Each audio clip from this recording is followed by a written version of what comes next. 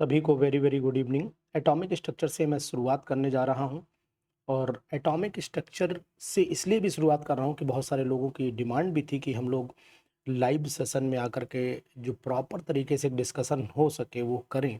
तो फिर प्लीज़ आप लोग सभी लोग लाइव आ जाइए जल्दी से और हमारी इस वीडियो को ज्वाइन करिए जिससे कि हम लोग फटाफट जो है प्रिपरेशन को अंजाम दे सकें। तो प्लीज़ गो इट फास्ट, बहुत जल्दी से आइए, है ना। और जल्दी से जल्दी ज़्यादा से ज़्यादा लोग जुड़िए जिससे कि हम लोग जो है वो प्रिपरेशन को आगे बढ़ा सकें। तो ज़्यादा से ज़्यादा लोग आएँ, ज्वाइन करें इस क्लास को। जैसा कि मैंने कहा था कि आप लोग जल्दी से जल्दी जितना जल्दी ज्वाइन करोगे उतना ही हम लोग और मतलब एक्टिवनेस भी आपकी दिखाई देनी चाहिए। अगर एक्टिवनेस दिखाई देती है तो मुझे भी लगेगा कि नहीं साहब आप लोग लाइन पर आ चुके हैं। मेरी वॉइस आ रही है कि नहीं आ रही ये भी ज़रा मुझे बताइएगा।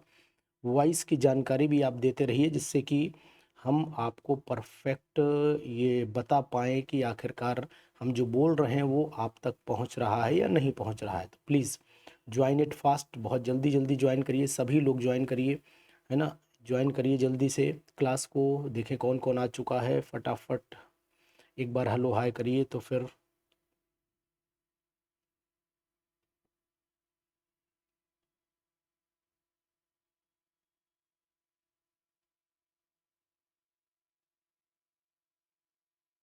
आ जाइए जल्दी से।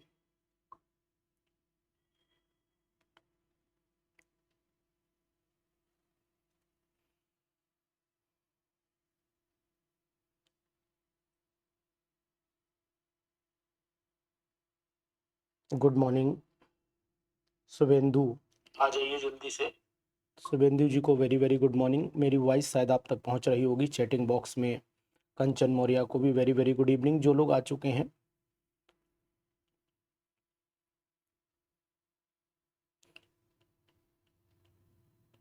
ज्वाइन करें फटाफट, बहुत स्पीड में ज्वाइन करिए, मुझे भी सही लगेगा।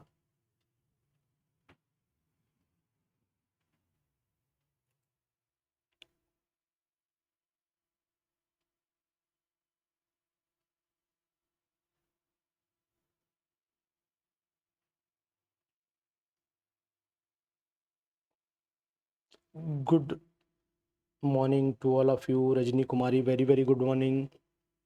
सभी लोग आइए, देखते हैं कौन कौन लोग आ रहे हैं इस पर लाइव पर, फिर हम लोग स्ट्रक्चर ऑफ एटम को डिस्कशन करेंगे। और आज पूरी तरीके से अगर आप लोगों ने सपोर्ट किया और आप लोग का व्यू क्या है, जानना चाहता हूं कि आखिरकार आप लोगों का व्यू क्या है। अगर ये व्यू हमारा आज परफेक्ट बैठता है तो फिर मैं इसी सीरीज़ को कंटिन्यू रखूँगा। तो एटॉमिक स्ट्रक्चर के क्वेश्चंस भी करेंगे आज हम लोग और साथ ही साथ पीजीटी से जुड़े हुए बहुत सारी बातें भी डिस्कशन करेंगे। और ये अगर सीरीज़ कंटिन्यू करवा पाए आप लोग, यानी आप लोगों का सपोर्ट अगर हमारे साथ में रहा, तो उम्मीद करता हूँ कि हर संडे को हमारी क्लास ये कंटिन्यू रहेगी, यानी संडे अब आपके लिए दे दूँगा। तो फिर प्लीज़ ज़्यादा से ज़्यादा लोग बताएं। जो लोग 6 लोग आ चुके हैं वो लोग सभी 6 लोग हमें इंडिकेट करें कि सर कंडीशन ठीक रहेगी, यानी कि हम लोग जो है वो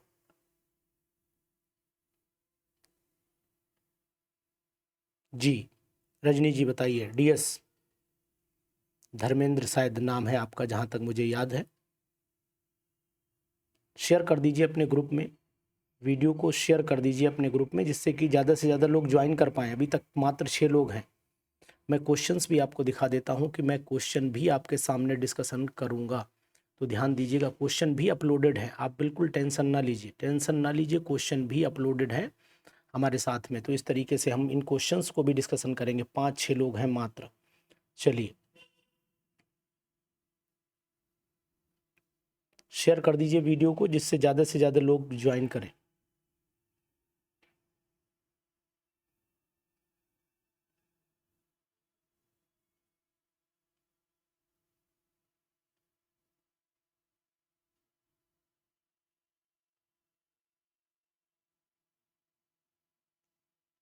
दीपक, अच्छा दीपक शर्मा जी है, यानी कि क्लास हमारी ठीक रहेगी ना, आपके लिए क्लास हमारी ठीक रहेगी। तो प्लीज़ बताइएगा जल्दी से जल्दी, शेयर करिए इस क्लास को, ज़्यादा से ज़्यादा लोगों तक पहुँचाइए।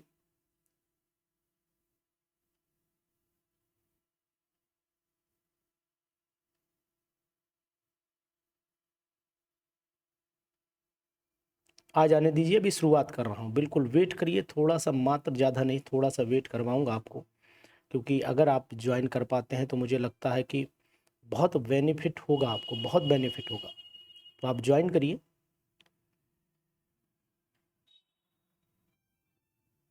मैंने सभी ग्रुप में शेयर कर दिया है। चलिए स्टार्ट कर लेते हैं अपनी क्लास।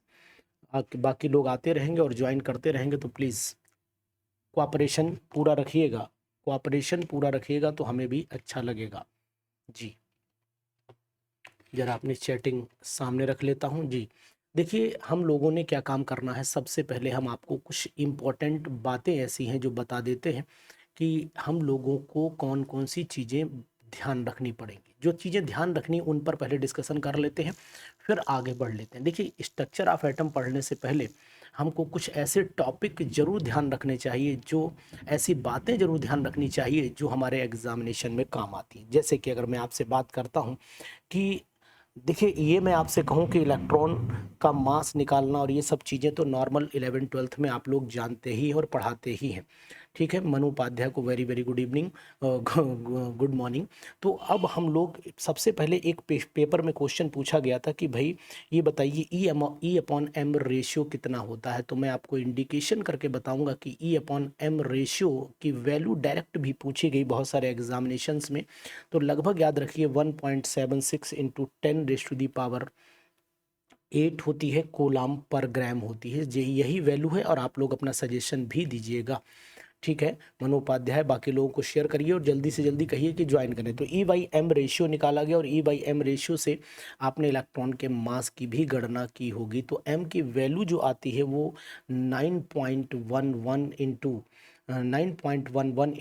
10⁻³ कितनी आती है, आपको पता होना चाहिए, -31 किलोग्राम। और ये वैल्यू आती है इलेक्ट्रॉन की मास की। तो यहाँ पर हम लोग जो बात कर रहे हैं वो लगातार इलेक्ट्रॉन के मास की बात कर रहे हैं ना, इलेक्ट्रॉन का मास है। तो यहाँ पर मैं लिख देता हूँ, ये हमारा इलेक्ट्रॉन का मास हो जाता है। तो इलेक्ट्रॉन के मास पर भी आपको फोकस करते रहना। और दूसरी चीज़ आपको बताऊंगा कि यहीं पर अगर आपसे मास ऑफ इलेक्ट्रॉन पूछा जाता है तो आपको ये बताऊंगा, ये लगभग और लगभग वैल्यू जो होती है, 1 मोल इलेक्ट्रॉन का मास भी पूछा जा सकता है। तो यानी कि मास ऑफ, यानी अगर आपको ये कन्फ्यूज़न हो कि मास ऑफ 1 मोल इलेक्ट्रॉन कितना होगा, मास ऑफ 1 मोल इलेक्ट्रॉन, तो कोई अगर चैटिंग में बता सकता है तो बहुत अच्छी बात है। मास ऑफ 1 मोल इलेक्ट्रॉन कितना होना चाहिए, 1 मोल इलेक्ट्रॉन।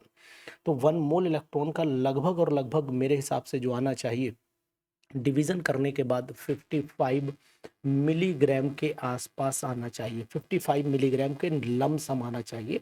जो कैलकुलेशन बेस अगर निकालना चाहोगे तो 1 मोल में निकालने के लिए आपको क्या करना पड़ेगा, सिंपल मैं आपको बता देता हूं कि भाई मास 1 इलेक्ट्रॉन का ये है, 1 मोल का कितना होगा, तो मल्टीप्लाई ही तो करना पड़ेगा। तो 9.11 इंटू 10⁻⁻28 ग्राम ले लीजिए, मिलीग्राम में कन्वर्ट करना पड़ेगा तो ग्राम ले लीजिए, साथ में मल्टीप्लाई कर दिए 6.022 इंटू 10⁻, 1 मोल में कितने होते हैं, 1 मोल में होते हैं 6.022 इंटू 10⁻23।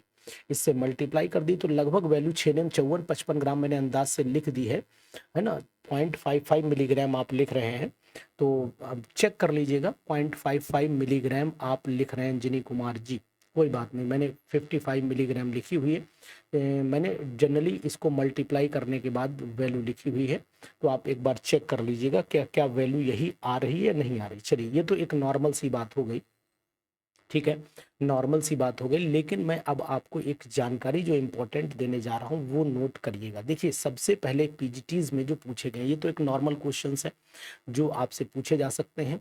तो अब हम आपसे ये बताएं कि आखिरकार रेडियस, अगर आपको पूछा जाए कि न्यूक्लियस का रेडियस क्या होता है, तो रेडियस ऑफ न्यूक्लियस, मैं अगर आपसे कहता हूं कि रेडियस ऑफ न्यूक्लियस, ये भी एग्जामिनेशन में पूछ सकते हैं। मतलब मैं आपसे आज छोटी छोटी बातें डिस्कशन करके क्वेश्चंस कराऊंगा, बहुत ज़्यादा नहीं जाऊंगा डीपली। तो radius r is equal to हो जाता है r0 और a की पावर हो जाता है 1/3। शायद यही आप लोगों ने पढ़ा भी होगा। ठीक है, जो लोग हैं हमारे इस लाइव चैटिंग में, वो लोग अपनी बातें अपनी रख सकते हैं, कोई दिक्कत नहीं है। और अगर यहीं पर मैं आपसे कहना चाहता हूं कि एटॉमिक नंबर को किसने डिस्कवर किया, तो आपको पता है एटॉमिक नंबर मोज़ले ने दिया था। और इन्होंने एक्सरे डिफ्रैक्शन स्टडीज़ के माध्यम से एटॉमिक नंबर की जानकारी दी थी। तो देखिए मैं धीरे धीरे कहाँ पहुँचने की कोशिश कर रहा हूँ वो भी समझिएगा। एटॉमिक नंबर की जानकारी जो थी वो हमारे लिए किसने दी थी? एच जी मोज़ले ने दी थी। तो आप यहाँ पर एच जी मोज़ले का नाम लिख लिए। और एच जी मोज़ले ये वही वैज्ञानिक है जो जुड़े हुए थे पीरियोडिक टेबल से। तो यहाँ पर इनको अंडरलाइन जरूर कर लीजिए कि एटॉमिक नंबर एच जी मोज़ले ने दिया था और ये पीरियोडिक टेबल पर भी इन्होंने बहुत सा काम किया हुआ है। अब कुछ क्वेश्चंस ऐसे भी आते हैं जो वेवलेंथ के ऑर्डर को जानना चाहते हैं कि आखिरकार वेवलेंथ का ऑर्डर क्या होना चाहिए। तो ऑर्डर ऑफ वेवलेंथ के लिए मैंने बहुत सारे फार्मूले भी बनाए हैं। ऑर्डर ऑफ वेवलेंथ भी आप लोग याद रखिएगा, कौन कौन से ऑर्डर हैं वेवलेंथ के वो भी ध्यान दीजिएगा। ऑर्डर ऑफ वेवलेंथ जो है वो क्या होना चाहिए, देखिएगा। ऑर्डर ऑफ वेवलेंथ में अगर मैं बात करता हूँ तो सबसे पहले वेवलेंथ के अकॉर्डिंग चलता हूँ तो सबसे ज़्यादा वेवलेंथ जो होती है वो किसकी होती है बताएंगे आप? वेवलेंथ के सबसे ज़्यादा रेडियो वेव की होती है ना।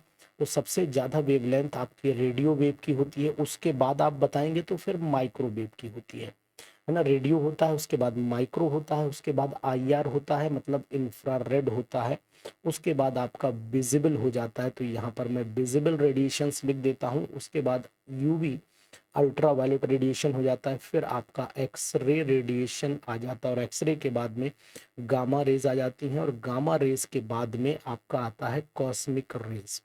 तो ये बात आपको ध्यान देनी पड़ेगी, है ना, कि कौन कौन सी चीज़ें किस रेंज और किस ऑर्डर में आती हैं। तो यहाँ पर रेडियो वेव, यहाँ पर माइक्रोवेव, यहाँ पर infrared, visible, ultraviolet, x-rays, cosmic, gamma और कॉस्मिक रेज। ये तो सब चीज़ें नॉर्मल है जो आपको पता होनी चाहिए। और उसी के बाद में हम लोगों को सीरीज़ की भी जानकारी रहनी चाहिए, लाइमन, बामर, पास्कन, ब्रैकेट, P5। तो यहाँ पर अगर मैं सीरीज़ की बात करता हूँ तो सीरीज़ भी हमें याद रहनी चाहिए। सीरीज़ कौन कौन सी होती हैं आपको पता होना चाहिए। नंबर 1 सीरीज में सबसे पहले आ जाती है आपकी लाइमन सीरीज आ जाती है। लाइमन सीरीज आ जाती है, लाइमन के बाद हम लोगों की सीरीज आ जाती है बामर सीरीज आ जाती है। बामर सीरीज आ जाती है, उसके बाद पास्कल सीरीज आ जाती है। नोट करते रहिएगा, पास्कल सीरीज आ जाती है और पास्कल के बाद में हमारी ब्रैकेट सीरीज आ जाती है। तो ब्रैकेट अब आपका ये, अगर आप लोग सपोर्ट करते हैं तो every Sunday we can take the PGT class. और अगर आपको नहीं अच्छा लगता है तो कोई समस्या नहीं, लेकिन अगर आपको अच्छा लगता है तो फिर आप मुझे ज़रूर ये कहें कि नहीं सर क्लास को कंटिन्यू रखिएगा।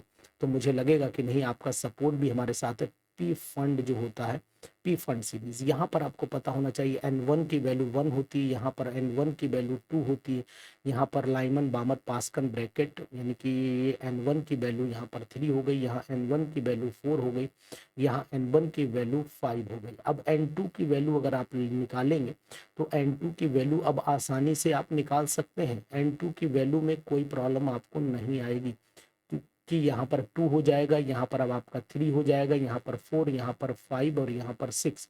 यहाँ 2,3 चलेगा, यहाँ 3,4 चलेगा, यहाँ 4,5, यहाँ 5,6, यहाँ 6,7। तो आप लोग हमें सलाह जरूर देते रहिए कि सर क्लास कंटिन्यू रखिए। और ज़्यादा से ज़्यादा लोग अगर आप जोड़ेंगे अपने फ्रेंड सर्कल में, अपने साथ में ज़्यादा से ज़्यादा लोग अगर जोड़ेंगे तो मुझे लगता है कि जो है वो आसान हो जाएगा मेरे लिए क्लास लेना।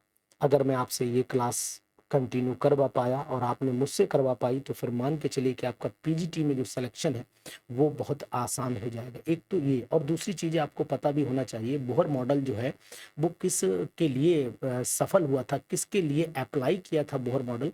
तो बोहर मॉडल जो था मैं आपको बताने की कोशिश करूंगा कि बोहर का जो मॉडल था वो इलेक्ट्रॉन जैसे पार्टिकल के लिए, इलेक्ट्रॉन जैसे पार्टिकल के लिए जो था वो वैल्यूएबल था और उसी के लिए एप्लीकेबल था। क्योंकि बहुत सारे लोग ऐसे भी होंगे इसमें कि सर जान रहे होंगे कि सर ऐसा है, ये सब चीज़ें तो हम जानते हैं, लेकिन मैं जानता हूं कि आप जानते हैं फिर भी बहुत सारी चीज़ें आपको दिक्कत करती हैं। बोहर मॉडल को अगर मैं बात करूं तो हीलियम जो है वो पॉजिटिव के लिए अप्लाई हो सकता है, यानी कि मल्टी इलेक्ट्रॉन के लिए नहीं अप्लाई होगा। सिंपल सा जो है वो इलेक्ट्रॉन जिसमें एक होना चाहिए उसके लिए एप्लीकेबल होगा। इसी तरीके से अगर बेरिलियम की बात करता हूँ तो 3 पॉजिटिव बेरिलियम पर लगा दीजिए, इसके लिए एप्लीकेबल रहेगा।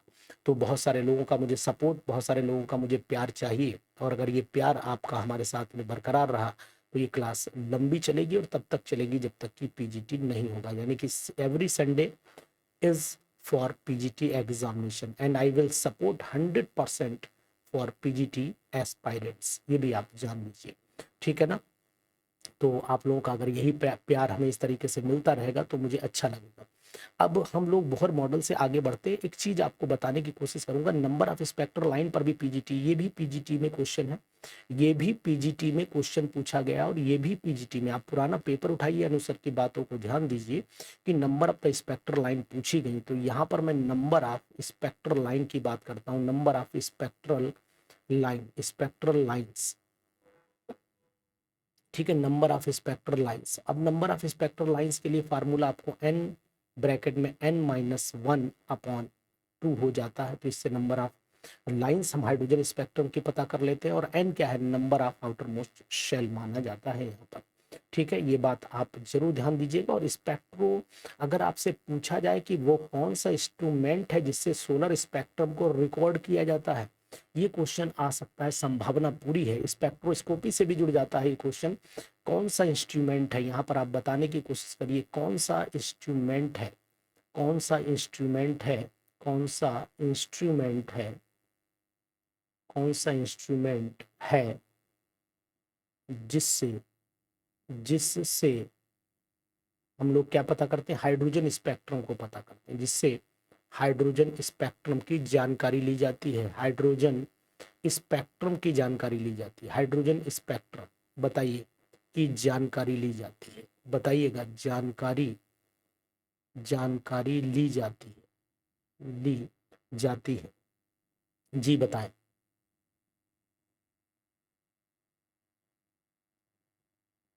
ठीक है, बताइए कौन सा इंस्ट्रूमेंट है, जल्दी से बोलिए, जल्दी से बोलिए, अगर आप जवाब देंगे तो मुझे अच्छा लगेगा। और बाकी लोग आ चुके हैं, अपनी इस वीडियो को जरा ज़्यादा से ज़्यादा लोगों में शेयर कर दीजिए, जिससे कि मैक्सिमम लोग जो है वो आ जाए।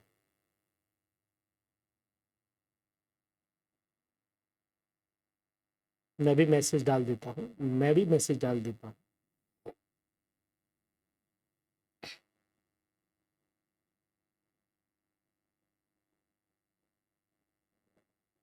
चलिए कोई बात नहीं, कौन सा इंस्ट्रूमेंट है, अगर आप बताएंगे तो बहुत अच्छी बात है। कौन सा इंस्ट्रूमेंट है बता पाएंगे?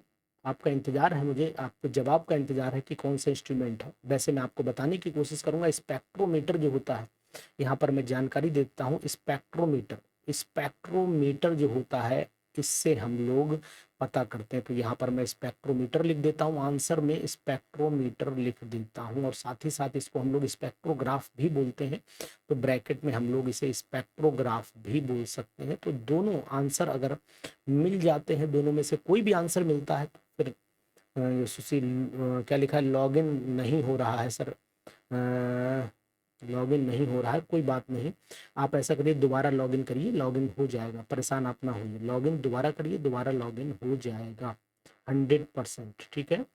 चलिए,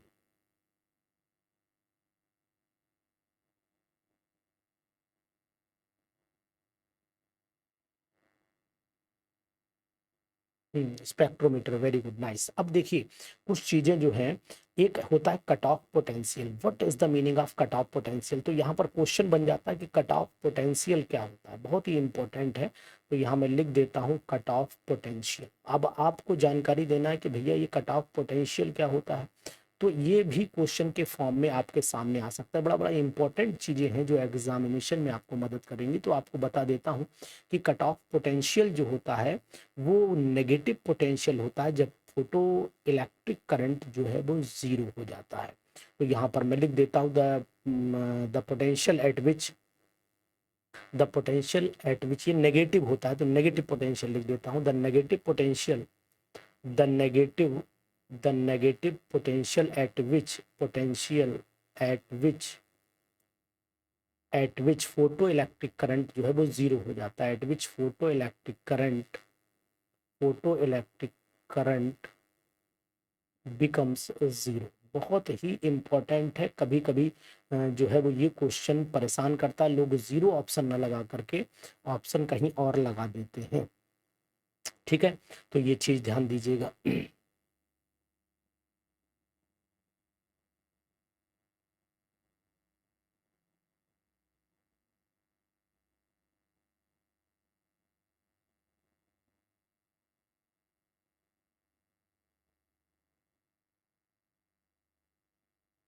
चलिए ये बात हो गई है। अब आपको एक जानकारी देता हूँ कि एनर्जी का कंसेप्ट पर भी फार्मूला चलेगा। एनर्जी के कंसेप्ट पे तो आपको पता होना चाहिए एनर्जी का फार्मूला क्या है। तो यहाँ नोट कर लीजिए कि एनर्जी का फार्मूला में ये वाला क्वेश्चन अगर उठाइए तो 2009 में शायद आया था। 2 पाई स्क्वायर एनर्जी पूछी गई थी, 2 pi square m e⁻⁴ upon में था n² h²। अगर पीजीटी का आपने पेपर दिया है और पीजीटी एग्जामिनेशन में आप अटेम्प्ट हुए हैं तो शायद ये क्वेश्चन आपने किया होगा। इंटू z² भी लगाना पड़ता है और नीचे बेस में आपका k लगाना पड़ता है। k की वैल्यू 1/4πε0 होती है। ठीक, तो उसकी वैल्यू भी आप परमिटिविटी कहलाती है, परमिटिविटी भी कहलाती है, तो उसकी वैल्यू को आप नोट कर लीजिएगा। वैसे इस फार्मूले से ज़्यादा बेटर मुझे लगता है कि आपको ये फार्मूला जरूर याद रखना चाहिए। En is equal to minus का 1312 अपॉन n²। ये फार्मूला पे अब यहाँ पर z को मल्टीप्लाई करना बिल्कुल नहीं भूलना। हो सकता है हमसे भी गलती हो, लेकिन 1 किलो जूल पर मोल में वैल्यू होती है। अधिकतर इसी से ही क्वेश्चन एग्जामिनेशन में पूछे जाते हैं, तो इसको भी ध्यान दे करके आप नोट कर लीजिएगा इस फार्मूले को। रेडियस अगर पूछा जाए तो Rn इज इक्वल टू हो जाता है n² और h² और अपॉन में हो जाता है आपका 4 पाई स्क्वायर m e⁻² होता है। और इंटू जेड नीचे ही आएगा क्योंकि भाई यहाँ पर है, तो इंटू जेड भी नीचे ले लीजिए, है ना। और वैसे मैं आपको बताऊं, इसको शॉर्टकट करना चाहो तो वो ज़्यादा बेटर रहेगा। शॉर्टकट क्या है कि n² अपॉन जेड कर दो, मल्टीप्लाई कर दीजिए 0.0529 एंगस्ट्रॉम से। तो ये भी फार्मूला आपके लिए बहुत फायदेमंद होगा। और इस फार्मूले से भी आप कैलकुलेशन, मतलब मैक्सिमम क्वेश्चंस मैंने देखे हैं कि जो पीजीटी एग्जाम में वो इन फार्मूले पर आए हुए हैं। वेलोसिटी पर क्वेश्चन कम आया है, लेकिन अगर वेलोसिटी आपको जानकारी रखनी वेलोसिटी की, तो वेलोसिटी जो होती है वो z/n ही होती है। z/n इंटू 2 पॉइंट लगभग 2 होता है, मैं 18 लिखे दे रहा हूँ, आप फिर भी चेक करिए, इंटू 10⁸ सेंटीमीटर हो जाता है पर सेकंड बोलते हैं, तो सेकंड की पावर -1 कर दीजिएगा। तो ज़्यादा से ज़्यादा लोग हमसे जुड़े हुए हैं और ये जितने ज़्यादा जुड़ेंगे मेरा भी इंटरेस्ट उतना ही ज़्यादा जनरेट हो जाएगा। तो अगर आप साथियों हमसे जुड़ना चाहते हैं और पीजीटी की प्रिपरेशन करना चाहते हैं तो फिर आपको ये क्लास जरूर ज्वाइन करनी चाहिए। इसी तरीके से जीमैन और स्टार्क इफेक्ट को भी आप याद रखिएगा। जीमैन इफेक्ट और स्टार्क इफेक्ट को भी याद रखना, पीजीटी में आया हुआ। एक एक बात वही कर रहा हूँ जो पीजीटी में आता है। जीमैन इफेक्ट, ये जीमैन इफेक्ट होता क्या है, तो मैंने लोगों को बताया कि अगर स्पेक्ट्रल लाइन को ब्रेक कर देते हैं तो, अब ब्रेक कर देते हैं, एक तो सेंटेंस कॉमन रखिए, और एक होता है स्टार्क इफेक्ट। अगर हम लोग जो है वो मैग्नेटिक फील्ड में तोड़ते हैं, मैग्नेटिक फील्ड में तोड़ते हैं तो याद हो जाना चाहिए जीमैन। और अगर इलेक्ट्रिक फील्ड में ब्रेक करते हैं तो स्टार्क। तो यानी कि अब लोगों ने कहा कि सर कैसे याद रहेगा, मैंने कहा जीमैन मैग्नेटिक एम आ रहा है, यहाँ पर एम नहीं आ रहा है, तो यानी कि splitting of the spectral line in magnetic field, यहाँ पर लिख सकते हो आप splitting of spectral line, splitting of spectral line, है ना। स्पेक्ट्रल लाइंस जो होती हैं वो कहाँ स्प्लिट होंगी, in magnetic field, in magnetic field, बहुत ही इंपॉर्टेंट, मैग्नेटिक फील्ड में। और splitting of spectral line in electric field कर दीजिए, तो ये क्वेश्चन भी पीजीटी में आया हुआ है। आप उठाइए और नोट कर डालिए, पता लग जाएगा कि अनुसार वही बता रहे हैं जो आया हुआ था। इसी तरीके से कुछ इंपॉर्टेंट चीजें भी आपको याद रखनी चाहिए, ठीक है। जैसे कि डिस्कवरी पे भी बातें कर ली, एंगुलर मोमेंटम कैसे निकालते हैं, है ना। ये सब चीजें भी आपको जानकारी में रहे। तो क्वेश्चन कराने से पहले भी मैं क्वेश्चन कराऊंगा भी आपको, लेकिन क्वांटम नंबर पर भी डिटेल आपको पता रहनी चाहिए। क्वांटम नंबर क्या है, फार्मूले आपको पता है, यहाँ पर मुझे बहुत दिमाग नहीं लगाना पड़ेगा, ठीक है। और एक चीज आपको और जानकारी देता हूँ, एंगुलर मोमेंटम बता देता हूँ। एंगुलर मोमेंटम क्या बना है, एंगुलर मोमेंटम का फार्मूला क्या होता है।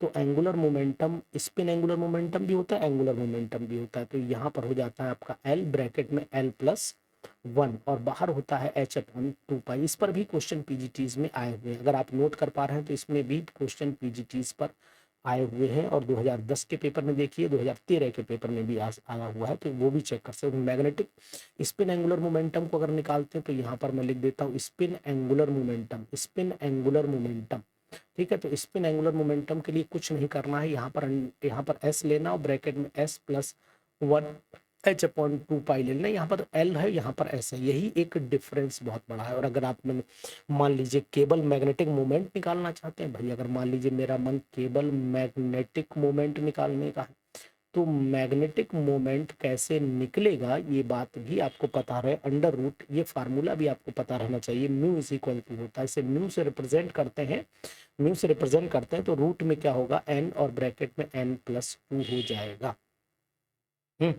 तो ये बात ध्यान दीजिए।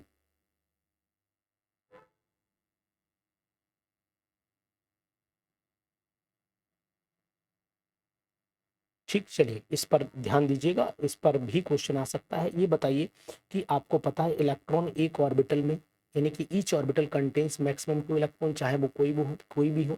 तो यहाँ पर ईच ऑर्बिटल में इलेक्ट्रॉन जो है, ईच ऑर्बिटल कंटेन्स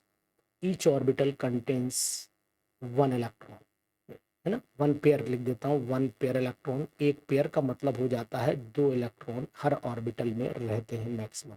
उसके बाद एफ ऑर्बिटल में 7 होते हैं। एफ ऑर्बिटल्स की अगर मैं बात करता हूँ 7, डी में कितने होते हैं, डी ऑर्बिटल्स में जो होते हैं वो आपके 10 इलेक्ट्रॉन होते हैं। बाकी आप वो प्रिंसिपल ये सब जानकारियां हमें है। अब हम एक चीज और भी जान लें कि जो डी जेड ऑर्बिटल होती है, डी जेड, इससे डी जेड स्क्वायर जो ऑर्बिटल होती है, इसको हम लोग बेबी स्कूटर शेप भी बोलते हैं। क्या बोलते हैं, बेबी स्कूटर शेप। तो यहाँ पर लिख दीजिएगा बेबी स्कूटर शेप, नोट कर लीजिएगा, बेबी स्कूटर शेप भी इसे हम लोग बोलते हैं, बेबी स्कूटर शेप भी इसे बोला जाता है और इस नाम से पूछी भी गई है। चलिए अब हम लोग क्वेश्चंस, अब ये आपने पढ़ ही लिया है, जनरल चीजें हैं, ये जानकारी तो आपको ऑलरेडी रहती है, लेकिन ये जानकारी जो अब मैं देने जा रहा हूँ ये इंपॉर्टेंट है मैक्सिमम लोग। आइए फटाफट हमारे इस पीजीटी क्लास में और शुरुआत कर लेते हैं इंपॉर्टेंट क्वेश्चंस की। आज की क्लास आपको जरूर बताएगी कि हमारी प्रिपरेशन किस तरीके की होनी चाहिए। अगर आप व्हाट्सएप नंबर नोट करना चाहते हैं तो नोट कर सकते हैं, और अगर आप नोट करना चाहते हैं कि आखिरकार क्वेश्चंस क्या है, तो फिर आइए शुरुआत कर देते हैं हम लोग एटॉमिक स्ट्रक्चर के एमसीक्यूज की। तो एमसीक्यूज स्टार्ट हो चुके हैं। अब ज्यादा से ज्यादा लोगों से कहिए कि ज्वाइन करें, ज्यादा से ज्यादा लोगों से कहिए ज्वाइन करें।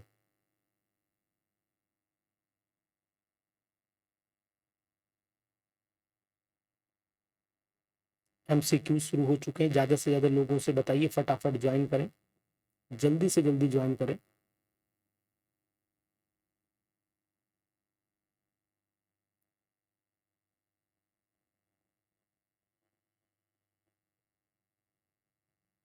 अपने ग्रुप में भी शेयर कर दीजिए।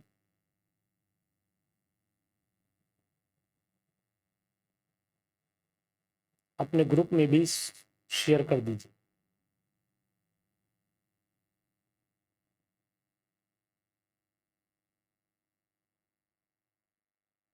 चलिए आंसर शुरुआत कर लेते हैं, डिस्कशन कर लेते हैं, शुरुआत करें।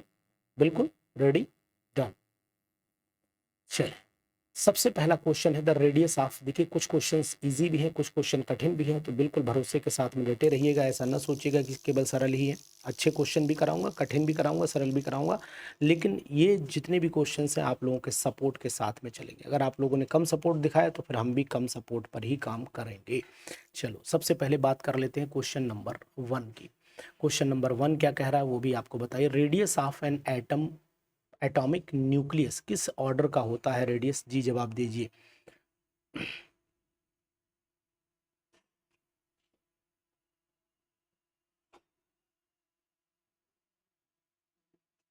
जवाब दीजिए।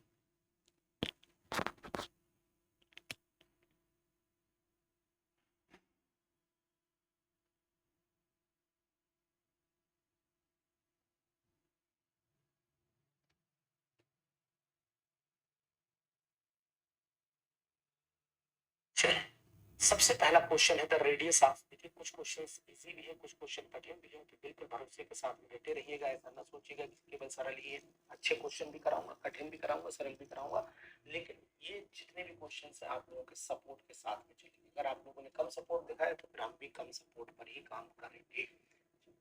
ठीक है मनु उपाध्याय, आवाज़ तो सेट आ रही, मैं आवाज़ को ही चेक कर रहा था कि आपने कहा कि सर आवाज़ वॉइस में कुछ प्रॉब्लम है, तो वॉइस हो सकता है कुछ डिस्टर्ब कर रही हो, लेकिन वॉइस मुझे लगता है कि अप टू द मार्क है। वॉइस के लिए परेशान ना होइए। द रेडियस आपने बी बताया, बिल्कुल एग्जैक्ट आंसर है। और रानी दुबे आपने आंसर सही नहीं बताया। आंसर है इसका 10⁻⁻13 सेंटीमीटर। मीटर की अगर मैं बात करता तब बात अलग हो जाती, 10⁻⁻ जो है 15 मीटर हो जाता, लेकिन यहाँ पर सेंटीमीटर की मैं बात कर रहा हूँ, तो सेंटीमीटर में बिल्कुल 100% जवाब बी ही है, ए जवाब नहीं है। बिल्कुल राइट, 100% राइट, ये आपने बिल्कुल सही जवाब दिया। An isotone of an element, isotone क्या होते हैं? सेकंड वाले का जवाब जब भी दीजिए तो लिख करके दीजिए, कि जैसे कि मान लीजिए जवाब फर्स्ट का बी था तो ऐसे फर्स्ट का बी लिखिए, सेकंड का जो भी जवाब हो तो सेकंड लिख करके लिखिए। जी बताइए, सेकंड का जवाब, पहला क्वेश्चन हमारा फाइनल हो चुका है। सेकंड वाले क्वेश्चन पर चल लेते हैं। सेकंड क्वेश्चन हमारा क्या कह रहा है, जी बताएं। सेकंड क्वेश्चन कह रहा है सेम नंबर ऑफ न्यूट्रॉन्स होते हैं, सेम नंबर ऑफ न्यूट्रॉन्स, यानी इसका भी जवाब आपको बी ही लग रहा होगा, कि जवाब इसका भी बी ही है। तो यहाँ पर सेम नंबर ऑफ न्यूट्रॉन कर देता हूँ। क्या यही जवाब मैंने सही लगाया है? सही लगाया है ना? सही लगाया है दिलीप जी। आप फटाफट जवाब जब भी दीजिए, तो मैं लगातार बोल रहा हूँ कि क्वेश्चन का नंबर लिख करके दीजिए, तभी आपको बेटर लगेगा, महसूस होगा। जी बताइए क्वेश्चन नंबर, यानी सेकंड वाला। जी मनु मनु ने जवाब दिया है बी, वेरी गुड, नाइस, बहुत सुंदर। इसके बाद आ जाइए क्वेश्चन नंबर नेक्स्ट पर। क्वेश्चन नंबर नेक्स्ट आपसे क्या कह रहा है, इसे जूम कर देता हूँ, थोड़ा क्वेश्चन आपको क्लियर दिखाई दे, इसलिए मैं इसको थोड़ा जूम कर देता हूँ, जूम करता हूँ। जी चलिए, अब आपको बिल्कुल एक्यूरेट दिखाई देगा क्वेश्चन, पढ़ करके बताइएगा। जी पहला क्वेश्चन है, बहुत ही इंपॉर्टेंट क्वेश्चन है, और क्वेश्चन कह रहा है the observation that electron with the same spin keep apart in a space where the electron of the opposite spin में occupy the same region of the space was made by. बहुत ही important third question दीजिए, जब आप third का जवाब देंगे आप तो हमें अच्छा लगेगा। जी थर्ड का जवाब दीजिए, थर्ड का जवाब दीजिए।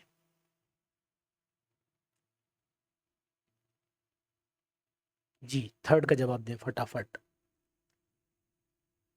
थर्ड का जवाब दीजिए।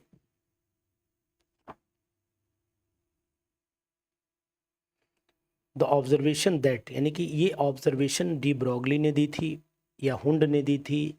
The observation that electron will the same spin keep in apart in a space where as. जी बहुत ही इंपॉर्टेंट क्वेश्चन है। थर्ड का सभी लोग देखिए, यही तो पढ़ना है ना, थर्ड का यही तो पढ़ना है। हुंड ने नहीं दिया था, दीप शिखा हुंड ने नहीं दिया था, ये पाउली ने कहा था, ये पाउली ने कहा था। देखिए गलती आपने कर दी है, बस वही मैं आपको जानकर, पाउली का ही था, no two electron of an atom have same value of all quantum number. Question की ट्विस्टिंग की गई, और क्वेश्चन की ट्विस्टिंग में आप लोग भी ट्विस्ट हो गए। ये पाउली ने बताया था, नोट करिए, no two electron of an atom have same value of same value. Hund ने नहीं दिया था, डी ब्रॉगली ने नहीं दिया था। क्वेश्चन का आंसर आप नोट कर पा रहे हैं कि थर्ड वाले का जवाब दीजिएगा, पाउली आएगा। थर्ड वाले का जवाब पाउली आएगा, पाउली। बहुत इंपॉर्टेंट क्वेश्चन था और आप लोगों ने चूक कर दी यहाँ पर। The observation that electrons with the same spin, यानी सेम स्पिन में होगा तो दोनों क्वांटम नंबर की वैल्यू सेम आ जाएंगे। तो no two electron have same, no two electron have same value of all quantum number, same value of all quantum number. इसको, इस चीज को ध्यान अगर आप दोगे ना तो इसका आंसर मिल जाएगा आपको, इसका आंसर मिल जाएगा। ठीक है, हुंड नहीं है, 100% हुंड नहीं। हुंड कैसे दे देंगे, हुंड ने तो पेयरिंग और अनपेयरिंग की बात की थी, पेयरिंग और अनपेयरिंग की बात की थी, हुंड नहीं है, पाउली है। स्पेस इलेक्ट्रॉन अपोजिट स्पिन में ऑक्यूपाई द सेम रीजन। ठीक है, हमने पेयरिंग अनपेयरिंग की बात की थी, इस बात का ध्यान दीजिएगा। क्वेश्चन में ट्विस्ट है, इसलिए इस पर आप लोग गंभीरता से सोचें, नहीं तो ऐसे क्वेश्चन गलत करके आएंगे। फोर्थ वाले का जवाब दीजिए, फोर्थ वाले का जवाब दीजिए, फोर्थ वाले का। अपोजिट स्पिन हुंड ने बताया था दीक्षा, लेकिन जरा ये चीज नोट करो, आप बता रही हो, ये सेंटेंस पढ़ो। The observation that electrons with the same spin, ये पढ़िए। अपोजिट स्पिन की तो बात ही नहीं की इन्होंने, same spin keep apart space where as the electron of the opposite spin में ऑक्यूपाई द सेम रीजन। ये पाउली का ही है, जरा ध्यान दो, ये पाउली का ही है। ये पाउली का ही है, बिल्कुल 100% कन्फर्मेशन है, उस पर बहुत बड़े डिस्कशन नहीं करने की ज़रूरत है। The electronic configuration of the gadolinium 64, अब ये 64 का याद होगा तभी काम कर पाएगा। अब 64 वाले में ख़ास बात ये भी थी कि यहाँ पर आपने देखा था कि हाफ फिल्ड एफ ऑर्बिटल भी होती है, हाफ फिल्ड एफ ऑर्बिटल भी होती है। तो यहाँ नोट कर पाइएगा हाफ फिल्ड ऑर्बिटल। तो मुझे लग रहा है कि बी ऑप्शन ही यहाँ पर एक्यूरेट दिखाई देगा। बी ऑप्शन को चेक करिए, बी ऑप्शन को चेक करिए जल्दी से। बी ऑप्शन को आप लोग चेक कर लें।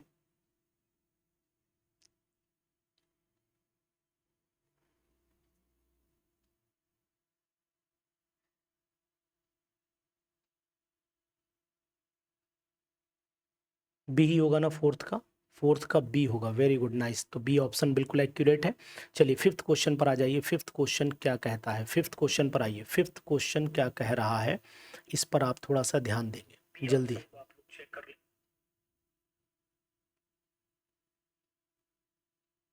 जी very good, nice. Positron actual में पॉजिटिव एक इलेक्ट्रॉन होता है, पॉजिटिव कैटेगरी का ही इलेक्ट्रॉन होता है। तो यहाँ पर भी बी ऑप्शन ही सही होगा, बिल्कुल 100%। फिफ्थ वाले में भी बी ऑप्शन ही सही आएगा। तो यहाँ पर मैं बी ऑप्शन लगा देता हूँ। फिफ्थ वाले में क्वेश्चन कर लीजिए, अच्छे क्वेश्चंस हैं। आपको विद इन 3 डेज ये पीडीएफ भी मिल जाएगी। तो आप अगर इस ग्रुप में रहते हैं तो हर every Sunday is the PGT day, ये मान के चलिए। The fundamental sub atomic particles called the neutron was discovered by, ये तो सभी को पता है कि फंडामेंटल पार्टिकल जो है वो जेम्स चैडविक ने बताया था कि it is a fundamental particle. तो जेम्स चैडविक का नाम आपको याद ही होगा, यहाँ पर कोई दिक्कत है ही नहीं। 6 वाले का जवाब भी आपने बी देना था, है ना। उसके बाद अब आप द नंबर, जितने ज़्यादा से ज़्यादा लोग एक क्लास में आप जुड़ोगे उतने ही ज़्यादा ये मान के चलिए कि मुझे भी अच्छा लगेगा, और मैं ज़्यादा से ज़्यादा लोगों को जब ज्वाइन देखूंगा तो मेरे अंदर भी एक मोटिवेशन पैदा हो जाएगा, और वो मोटिवेशन जो होगा वो आपके बहुत सारे क्वेश्चंस को कराने के लिए मदद कर पाएगा। ठीक है, ध्यान दीजिए, इन क्वेश्चंस को अगर आप करते हैं तो फिर मुझे लगता है प्रिपरेशन आपकी अप टू द मार्क होगी, अप टू द मार्क होगी। जी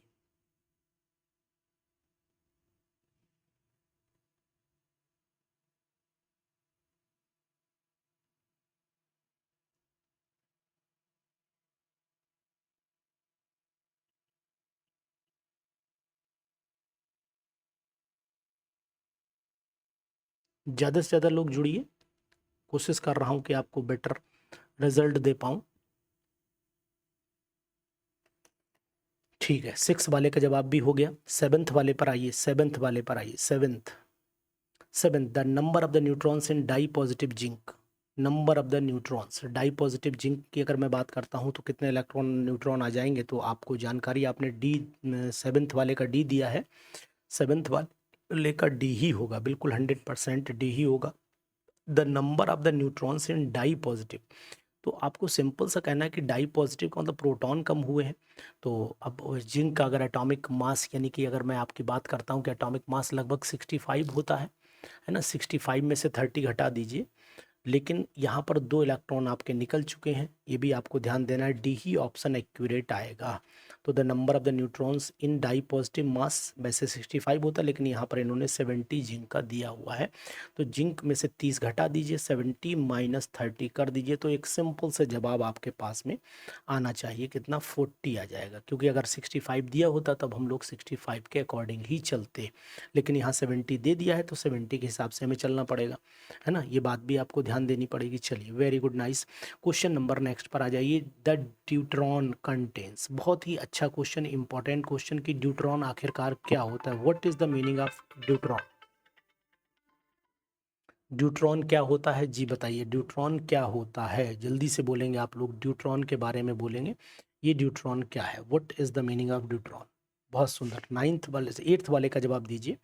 8th वाले का, पहले 9th पर ना जाइए, 8th वाले का जवाब दीजिए, है ना। ड्यूट्रॉन, न्यूट्रॉन एंड पॉजिट्रॉन होता है, न्यूट्रॉन एंड प्रोटॉन होता है, न्यूट्रॉन एंड 2 प्रोटॉन्स होते हैं, प्रोटॉन एंड 2 न्यूट्रॉन्स होते हैं। क्या जवाब होगा इसका, 8th वाले का जवाब पहले दीजिए। मेरे हिसाब से एक न्यूट्रॉन और एक प्रोटॉन जो कंटेन करता है भाई, 1 ड्यूटीरियम जो होता है 1H2 होता है। तो इसमें एक न्यूट्रॉन, अगर न्यूट्रॉन की वैल्यू देखोगे 1 आएगी, प्रोटॉन की वैल्यू देखोगे तो 1 आएगी।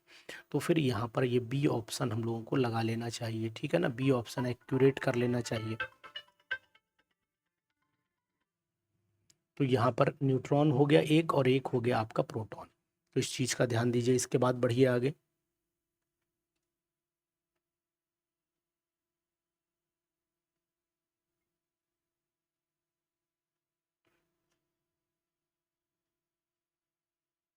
एक मिनट का जरा समय दीजिए, फ़ोन एक कॉल रिसीव कर लूँ।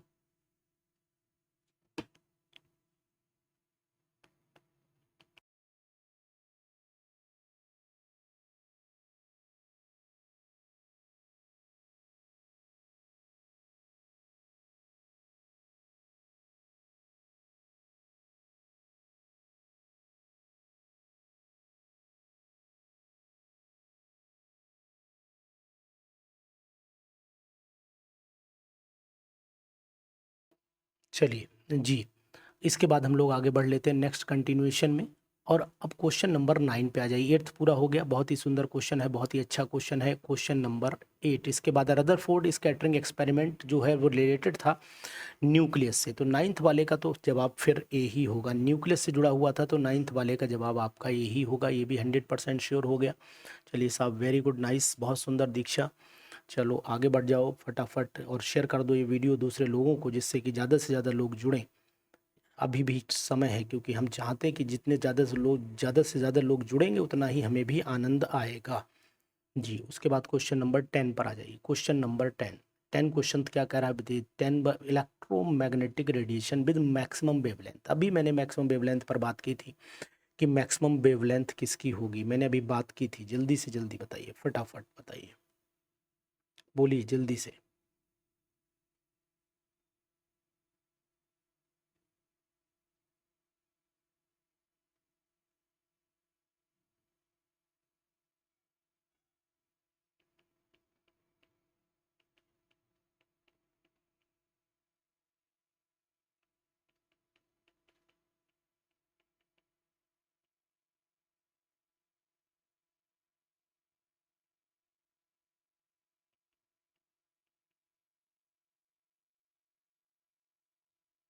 जी बोले। 10th का हो गया आपका रेडियो वेव, अभी मैंने जवाब दिया था, बिल्कुल एक्यूरेट आपने जवाब दिया है कि 10th का जवाब आप तक पहुंच चुका है। बहुत सुंदर, बहुत सही, रेडियो वेव ही होंगी। तो चलिए रेडियो वेव को अंडरलाइन कर लेते हैं। 11th पे आ जाइए। 11th वाला क्या कह रहा है। 11th वाले का जवाब आपसे सुनना चाहता हूँ कि आखिरकार what is the 11th question. 11th का बी दिया है, शिवम ने 11th का बी दिया है, और प्रीति ने भी 11th का बी दिया है। Very good. Bohr model spectrum of an atom और ion containing one electron only. तो अभी बताया था मैंने, शायद अगर आप मुझे बता पाएंगे तो शायद मैंने अभी आपको बताया कि यही जवाब होगा इसका। चलिए 11th वाले का बिल्कुल एक्यूरेट आपने जवाब दिया। Spectrum of an atom, ion जो है वो एक इलेक्ट्रॉन जिनके अंदर होता है उन्हीं को ही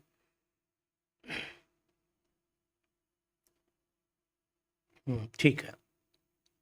11th का भी टिक कर दें। चलिए ठीक, मनु उपाध्याय ने भी कंफर्म कर दिया, तो 11th के बी पर हम लोग टिक कर लेते हैं, और इम्पोर्टेंट क्वेश्चंस की कैटेगरी में ये भी है, ये भी है। चलिए शाबाश। इसके बाद आइए number of the unpaired electron. इसमें बताइए, बहुत ही अच्छा question, number of the unpaired electron. अगर मान लीजिए आपके पास निकल डाई पॉजिटिव है, तो निकल डाई पॉजिटिव का मतलब हो गया आपका आर्गन यहाँ पर हो गया, और आपका 3d8 रह जाएगा और 4s हो जाएगा 0। अब 3d8 को आप बना लीजिए, और 3d8 को बनाने के बाद आपको इलेक्ट्रॉन साफ दिखाई देंगे कि दो आएंगे, साफ दिखाई देंगे कि दो आएंगे। तो इसका मतलब हुआ कि 1 2 3 4 5। अब आपको बता भी देता हूँ, 1 2 3 4 5 6 7 8, तो केवल दो ही ऐसे बचे हैं इलेक्ट्रॉन जो अनपेयर्ड है। ये क्वेश्चन पीजीटीज के एग्ज़ाम में, बीपीएससी में भी आ चुका है, ये एग्ज़ाम बिहार एस्टेट में भी आ चुका है ना, एस्टेट में भी आ चुका है। ये क्वेश्चन आपका जो है वो यूपी पीजीटी के एग्जामिनेशन में भी देखा गया है। तो आप कहाँ तक जाएंगे, कितनी प्रिपरेशन आपकी मस्त है, ये आपको हमसे जानकारी मिलती रहेगी। इसके बाद आइए, बहुत ही इंपॉर्टेंट क्वेश्चन है, इस पर मैं इंपॉर्टेंट इसलिए भी लगा रहा हूँ कि ये क्वेश्चन एग्जामिनेशन में आ सकता है ना, ये क्वेश्चन एग्जामिनेशन में आ सकता है। और कह रहा है कि any p orbital can accommodate up to, बहुत ही इंपॉर्टेंट क्वेश्चन है। ऐसा मैंने क्वेश्चन हमेशा बनाया है, ऐसा क्वेश्चन हमेशा मैंने बनाया है। 13 पे चले आइए। Any p orbital contains maximum कितने इलेक्ट्रॉन होते हैं पी ऑर्बिटल में? 13 वाले का जवाब आपसे सुनना चाहता हूँ, 13 वाले का जवाब सुनना चाहता हूँ। Question number 13।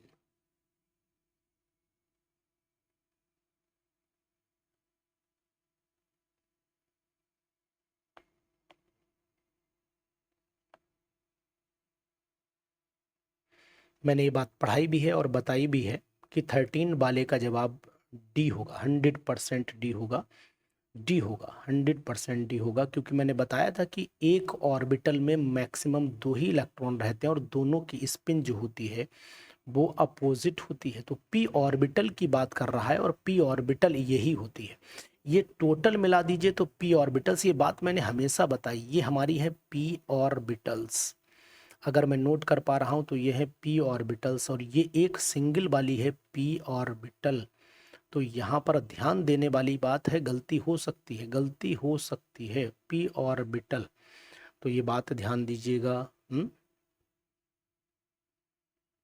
बिल्कुल 100%। नेक्स्ट क्वेश्चन पर चले आइए। नेक्स्ट क्वेश्चन क्या कह रहा है वो भी समझिएगा। नेक्स्ट क्वेश्चन दोनों 14 और 15, 14 15 पर आइए, 14 और 15 पर आइए।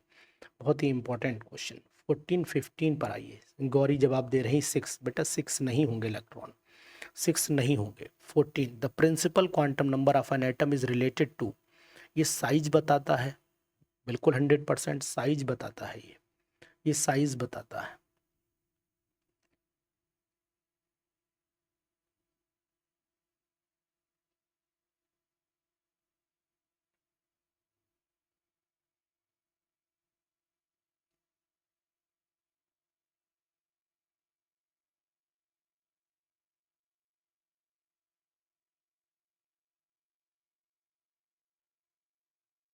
बिल्कुल सही। 14, 15 पे आ जाइए, 15 पे आ जाइए, 15 पे आइए। Correct set of the 4 quantum numbers for the balance electron rubidium. बहुत ही इंपॉर्टेंट 15 क्वेश्चन, बहुत ही इंपॉर्टेंट। 15th क्वेश्चन बहुत ही इंपॉर्टेंट। जी बताइए, 15th क्वेश्चन की जानकारी आप दीजिए, मुझे भी अच्छा लगेगा। 15th देखिए, आपको ये पता होना चाहिए कि 37 जो है वो रुबिडियम का है और रुबिडियम जो होता है लास्ट में आपको पता होना चाहिए 5s1 हो जाएगा। और 5s1 का मतलब हुआ कि ये भी यही हुआ, ये भी यही हुआ भाई, ये हो गया आपका NLM। जब L L N L zero तो M0 ही हो जाता है और इलेक्ट्रॉन जो होगा वो पॉजिटिव स्पिन के साथ में होना चाहिए, है ना। मे बी पॉजिटिव और नेगेटिव कुछ भी पॉसिबिलिटी हो सकती है, दोनों, क्योंकि सभी नेगेटिव दे रखे हैं तो इसमें फिर कोई गलती नहीं है ना। इस रुबिडियम जो होता है वो आपका एक ही इलेक्ट्रॉन होगा। अब अधिकतर लोग ढूंढेंगे कि सर इसमें प्लस पॉजिटिव होना चाहिए, तो मैंने आपको बताया था कि पहला इलेक्ट्रॉन में भी क्लॉकवाइज और एंटी क्लॉकवाइज कुछ भी हो सकता है पहला इलेक्ट्रॉन, ऐसा कंडीशन नहीं कि क्लॉकवाइज ही होना चाहिए, है ना। तो 5s1 आ जाएगा तो फिर इलेक्ट्रॉनिक कन्फिग्रेशन यही बिल्कुल एक्यूरेट माना जाएगा, यही एक्यूरेट माना जाएगा। तो ज़्यादा से ज़्यादा लोग जुड़े। हाँ, शेयर करिए वीडियो, दोस्तों में शेयर करिए और कमेंट भी करिएगा, है ना। चलिए, वेरी गुड।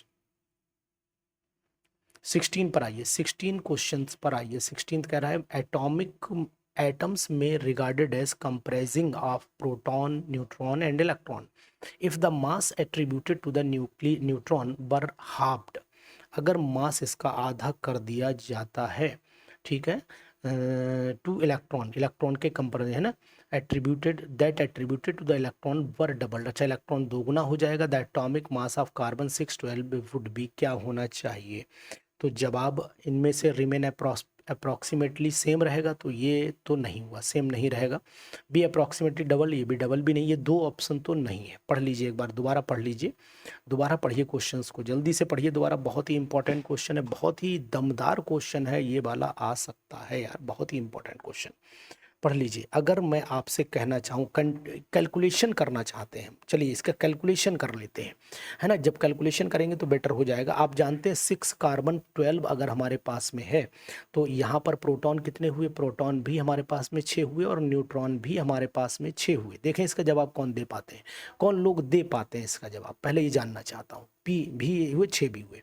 अगर न्यूट्रॉन का मास क्या कह रहा है, comprise neutron, if the mass attributed neutron half कर दिया जाए, यानी कि 6 इंटू हाफ कर दिया तो हमारे का मतलब हुआ ये 3 आ गया, 3 आ गया ना।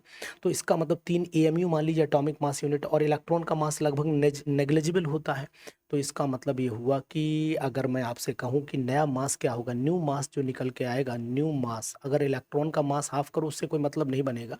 तो 6 इलेक्ट्रॉन हो गए और 3 आपके न्यूट्रॉन बचे, तो यहाँ पर सिंपली 9 हो गया, 9 एटॉमिक मास यूनिट आया। अब अगर हम लोग 12 में से 9 को घटा देते हैं तो इसका मतलब बचता है हमारे पास 3 एएमयू बचता है। तो 3 एमयू का मतलब हुआ कि 3 इंटू 4 यानी कि 25% हो जाएगा, 25% आएगा। तो 25% ऑप्शन इसमें से देख लेते हैं कि ऑप्शन क्या है। नेक्स्ट वाला ऑप्शन भी, अरे ये थोड़ा सा थ्रिल कर गई है, ये तो दिक्कत करेगी हमारे लिए, सॉरी, ये थ्रिल कर गई है तो ये तो हमारे लिए प्रॉब्लम क्रिएट करेगी। खैर कोई बात नहीं, ये थोड़ी सी हिल गई है बनाते समय, प्रिंट लेते समय डिस्टर्ब हो गई, कोई बात नहीं। 25% आएगा और फिलहाल मैं यहाँ पर 25%, ये ऑप्शन आपको 25% वाला बताने की कोशिश करूँगा, 25% बताने की कोशिश करूँगा। तो यहाँ पर इन क्वेश्चंस को छोड़ दीजिए, ये 3 क्वेश्चन थोड़ा थ्रिल कर गए हैं और थ्रिल करने की वजह से ये क्वेश्चन जो है वो समझ में नहीं आएंगे आपको। चलिए कोई बात नहीं, चूँकि ये जो है थोड़ी सी प्रिंटिंग मिस्टेक हुई है, यहाँ पर ध्यान नहीं दिया गया, कोई बात नहीं। क्वेश्चन हम लोग यहाँ से देख लेते हैं, अगर समझ में आपको आ रहा है, यहाँ से 22 से 22 से 22 से 25% रह जाएगा। मैंने कि आपको जवाब ही दे दिया है, 25% रह जाएगा, ठीक है। चलिए कोई बात नहीं, आ जाइए क्वेश्चन नंबर 22 से आइए। इसको दोबारा पीडीएफ मैं जब आपको दूंगा तो अपडेटेड दूंगा, पीडीएफ सही करा के ही दूंगा। चलिए 22 से आ जाइए। Set of the quantum number representing an impossible, मैं आपको पढ़ता भी जा रहा हूं जिससे कि आपको पता चल जाए इम्पॉसिबल अरेंजमेंट क्या है, what is the impossible arrangement. Chapter proper चलेंगे, चैप्टर टॉपिक वाइज चलेंगे, इसलिए जो है आप जो है हमें सपोर्ट जरूर करिए, और अगर आप सपोर्ट करेंगे ना तो फिर हमें भी अच्छा लगेगा। 22, क्वेश्चन नंबर 22 का जवाब दीजिएगा। 22 का जवाब आप अगर देंगे तो हमें भी तसल्ली होगी कि आपने पढ़ा हुआ। इम्पॉसिबल, देखिए अगर n की वैल्यू आपकी 3 आती है तो l की वैल्यू 2 आ जाएगी, ये संभावना है, लेकिन m जो है वो -2 हो सकता है, मतलब यहाँ पर ये वाली संभावना नहीं है। तो फिर मैं इसके c को लगाता हूँ, इसके c को लगाता हूँ। हरिओम मनु, ठीक है ना। क्वेश्चंस दीक्षा ठीक लग रहे हैं आपको, क्वेश्चन आपने किए भी हैं, और अपने जरा सहेलियों को बताइए, सहेलों को बताइए, सभी को बताइए, फ्रेंड्स को, मतलब फ्रेंड्स को इन्फॉर्म करिए कि ज़्यादा से ज़्यादा लोग ज्वाइन करें। The triad of the nuclei is isotonic, is isotonic is, जी शिवम, शिवम हरिओम, है ना, जैनब, गौरी। लाइव सेशन से जो इंटरेस्ट आता है ना वो फिर रिकॉर्डेड में मज़ा नहीं आता, जी बताइएगा। द ट्राइड, ट्राइड इसमें से कौन सा एग्जैक्ट है, 23 का आपने ए लगा दिया। आइसोटोनिक, जहां पर न्यूट्रॉन का नंबर सेम होना चाहिए, जहां पर न्यूट्रॉन का नंबर सेम होना चाहिए, ए लगा दिया है, वेरी गुड। कोई दोस्त नहीं रहा, बिल्कुल सही बात है दीक्षा, दोस्त दोस्त नहीं रहे, सही बात है, ए है बिल्कुल 100%, कोई दोस्त नहीं रहा, जिंदगी तन्हा हो गई। चलिए आ जाइए, क्वेश्चन नंबर इस पे लगा देता हूँ। 23 का आप लोगों ने बिल्कुल जवाब दिया, सही है भाई। यहाँ पर 6 कार्बन है, अगर आपको नहीं दिख रहा हो तो मैं बता देता हूँ, ये 6 कार्बन 14 है, 6 कार्बन 14 है, ये 7 नाइट्रोजन 15 है, ये 9 फ्लोरीन 17 है। अब आप चेक कर लीजिए, आ जाएगा।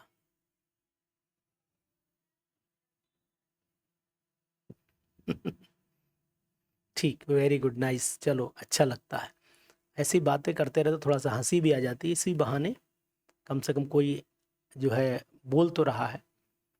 चलिए क्वेश्चन नंबर 24 पर आइए। The wavelength of spectral line, the wavelength of spectral line for electronic transition is inversely related to, बहुत ही इंपॉर्टेंट क्वेश्चन, पीजीटी से जुड़ा हुआ क्वेश्चन है। पीजीटी रिलेटेड नहीं है, पीजीटी 100% क्वेश्चन है, पीजीटी 100% क्वेश्चन है।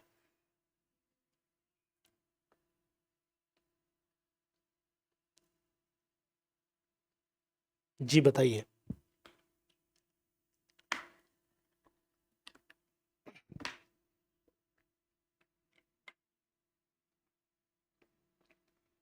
चौबीस का जवाब सी दे रहे हैं, बिल्कुल। Difference in the energy of the energy level involve in the transition, बिल्कुल सही है। Difference in the energy level, बिल्कुल 100%। 24 का सी ही ऑप्शन एक्यूरेट है, सी ही ऑप्शन एक्यूरेट है, बिल्कुल राइट। 25 पे आइए। 25 क्वेश्चन क्या कह रहा है वो भी मैं आपको बताता हूँ। हमारी एक क्लास अगर आप ज्वाइन करते रहेंगे तो फिर हमें भी क्या रहेगा ना कि एक पढ़ाने का जज्बा बनता रहेगा, और आपको मैं वो क्वेश्चन ला करके दूंगा जो आपको इधर उधर किताबों में नहीं मिलेगा। The correct set of the quantum numbers for the unpaired electron of chlorine, correct set ढूंढना है क्लोरीन का अनपेयर्ड इलेक्ट्रॉन के लिए, तो आपको पता होना चाहिए 3p5 होता है, और 3p5 में अनपेयर्ड इलेक्ट्रॉन तो फिर मेरे हिसाब से कौन हुआ, एक, एक दो तीन चार पाँच, तो ये अनपेयर्ड हुआ। इसके लिए आपको n की वैल्यू तो 3 हो गई 100%, l की वैल्यू भी 1 हो गई, तो सी ऑप्शन आ जाएगा ना, सी आ जाएगा, ऑप्शन सी आना चाहिए। 25 वाले का ऑप्शन मेरे हिसाब से सी आना चाहिए। क्या बिल्कुल सही है? सी ऑप्शन मैं यहाँ पर लगा रहा हूँ। आप कौन सा ऑप्शन लगा रहे हैं बोलिए? 25 का सी लगा रहा हूँ मैं, आप कौन सा लगा रहे हैं जल्दी बोलें। मेरे हिसाब से 25 का सी होना चाहिए, 25 का सी होना चाहिए, जी बताइएगा। बिल्कुल 100% सही है, ठीक है। चलिए इसके बाद चल लेते हैं नेक्स्ट क्वेश्चन पर बढ़ लेते हैं। नेक्स्ट क्वेश्चन 26 आ रहा है। 26, in a set of the degenerate orbital, पढ़िए इसको, मैंने बहुत बार इस क्वेश्चन को कराने की कोशिश की है। इन set of the degenerate orbitals, degenerate orbitals क्या होती हैं ये बताइए पहले। डीजनरेट ऑर्बिटल्स क्या होती हैं? Electron distribute themselves to retain like spin as far as possible, this statement is attributed to, बोलिए।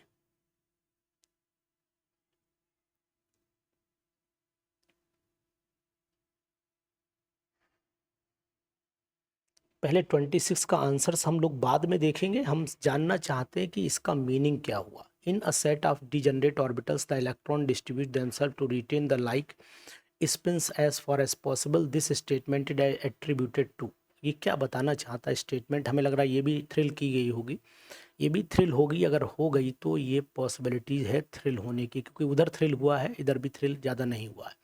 चाहिए जी, तो यहाँ पर जब आप क्या देंगे, आप ए बी सी, तीन ही ऑप्शन आपको दिए हुए हैं, तीन ही ऑप्शन दिए हुए हैं।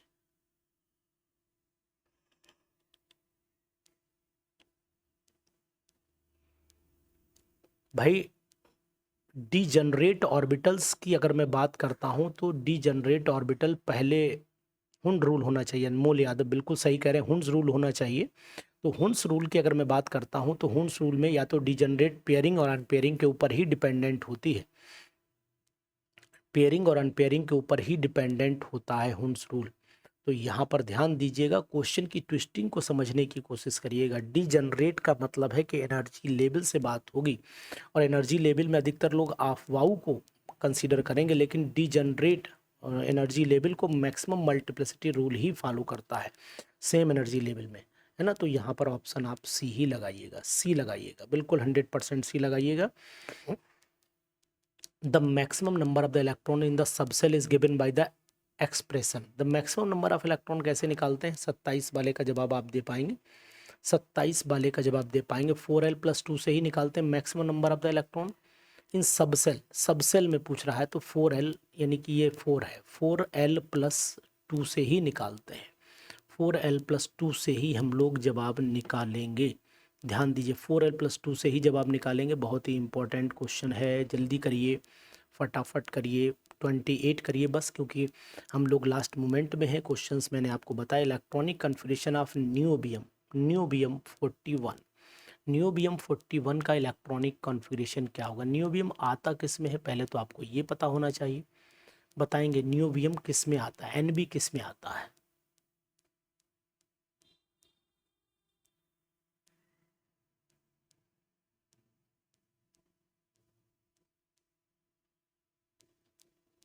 ट्वेंटी सेवन बताइए। 27 का बी लगा रहे हैं सभी लोग, 27 का सभी लोग बी लगा रहे हैं। तो बिल्कुल एक्यूरेट है, क्योंकि क्रिप्टन हो गया आपका 36 हो गया है, 36, और उसके बाद हाफ फील्ड हो गई। ठीक है, डी में 5 आ ही जाते हैं, क्योंकि वेनेडियम के नीचे ही रहता है, वेनेडियम के नीचे ही होता है ना ये। तो फिर 28 का बी ही होगा, बिल्कुल सही है। 28 का बी हो गया, बिल्कुल एक्यूरेट दीक्षा। 28 का बी हो गया, 28 का बी। ठीक, क्योंकि 41 के बाद में कंफ्यूजन शुरू होता है ना, एक आपको पता भी होना चाहिए, एक्सेप्शंस में आते हैं ये सब। एक 21 4D सीरीज का है, बिल्कुल सही है, 4D सीरीज का ही है। चलिए 29 और 30 क्वेश्चन बताइए। हाइड्रोजन ऑर्बिटल, हाइड्रोजन ऑर्बिटल है ना, radius of nth orbital is given by. तो हाइड्रोजन ऑर्बिटल का जो रेडियस है वो nth ऑर्बिटल के लिए क्या दिया जाना चाहिए। तो 29 वाले में आपका मेरे हिसाब से जवाब जो है वो होना चाहिए Rn², है ना। Hydrogen orbital radius of nth orbital, तो nth ऑर्बिटल के लिए r हो गया, और n², और r की वैल्यू पर्टिकुलर जो होती है वही दे दी जानी चाहिए। तो ये हमारे लिए Rn² के बराबर, r और n है, दो चीज़ें ध्यान दीजिए, Rn² हो जाएगा। ठीक, Rn² पर आ जाइए। इसके बाद आइए क्वेश्चन नंबर 30 पे आइए। इंक्रीजिंग ऑर्डर, लोएस्ट पहले लेना है, वो तो पता ही होता। वैल्यू ऑफ द, ये क्वेश्चन आया था, ये शायद बीपीएससी में क्वेश्चन आया था, बिहार झारखंड में भी आया था, बीपीएससी में क्वेश्चन आया था ये क्वेश्चन झारखंड पीजीटी में भी आया था, JPGT में भी आया था 29th। और इसके बाद आ जाइए 30 पर। 30 वाला क्वेश्चन आया था, तो ये ध्यान दीजिए, 30 वाला क्वेश्चन ध्यान दीजिएगा। 30 वाला क्वेश्चन जरूर ध्यान दीजिए, इंपॉर्टेंट है। द इंक्रीजिंग ऑर्डर, लोएस्ट से चलना है इलेक्ट्रॉन। अब आपको ये, अगर आपको याद आ पा रहा हो तो ये क्वेश्चन आया हुआ है, किस एग्जाम में आया ये भी आपको पता लग गया होगा। सबसे increasing order of the lowest first, the value of the E/m हमेशा उसकी ज़्यादा होगी जिसका नंबर ज़्यादा होगा। तो 30 वाले में न्यूट्रॉन, अल्फा, प्रोटॉन और इलेक्ट्रॉन उल्टा चलता है ना, उल्टा चलेगा ना यहाँ पर। तो न्यूट्रॉन का मास ज़्यादा होता है, उसके बाद अल्फा पार्टिकल, फिर प्रोटॉन, फिर इलेक्ट्रॉन। मास ज़्यादा होगा तो E/m वैल्यू जो है वो कम हो जाएगी। डी ही होगा ना, बिल्कुल एक्यूरेट प्रीति वर्मा, डी ही होगा, 100% डी होगा जी।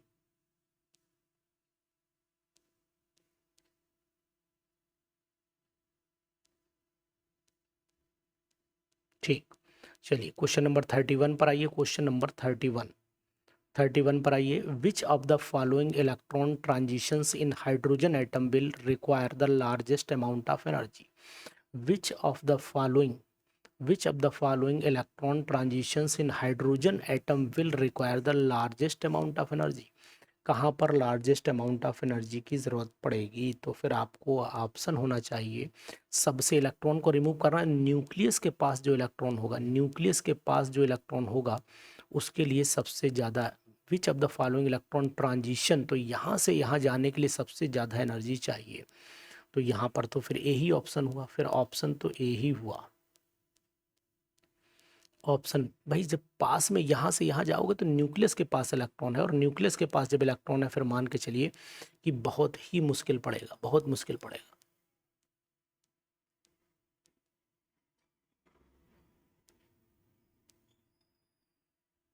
जी।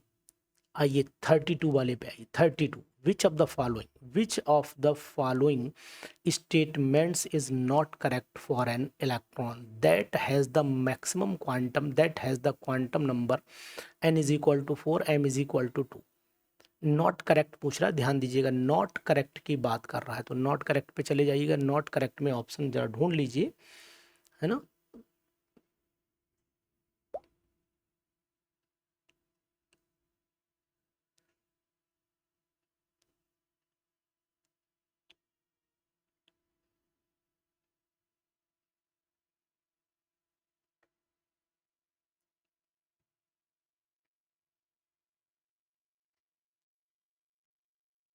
जी बताइए, 32 का जवाब मैं आपसे चाह रहा हूँ। 32 का जवाब आप क्या देंगे, जल्दी बताइए।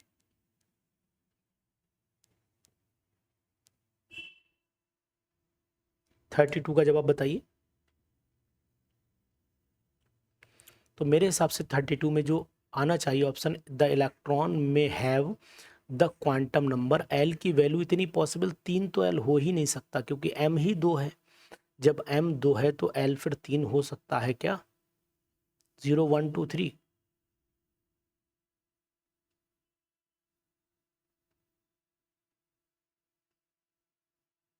32 का जवाब दे। Which of the following statement is not correct. इसमें से कौन सा स्टेटमेंट करेक्ट नहीं है? मैंने अपना जवाब दे दिया। Which of the following statement is not correct for an electron that has the quantum number n is equal to 4 होगा, तो L 0 1 2 3 होगा, बी होगा।